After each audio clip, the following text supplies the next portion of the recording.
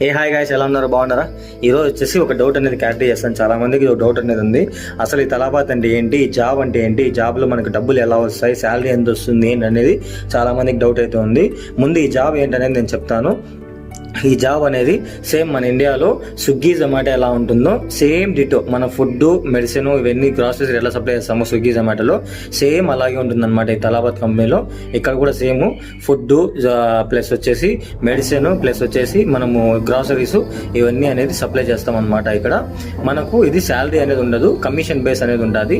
Salary ఉంటుంది కానీ చాలా తక్కువ ఉంటుంది. మనకు ఆ శాలరీలో పని చేస్తే మనకు దోలు తీరిపోతుంది. కమిషన్ బేస్లో పని చేస్తే మనకు 4 డబ్బులు అయితే మిగులుతాయి అనమాట. కమిషన్ బేస్ ఎలా అంటే ఒక్కొక్క ఆర్డర్కి 7.5 dirhams నుంచి 10.11 అలా ఇస్తారనమాట.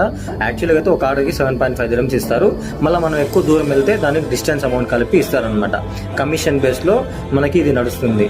నెక్స్ట్ వీడియోలో మనకు ఎంత అర్న్ చేయొచ్చు అనేది చెప్తాను.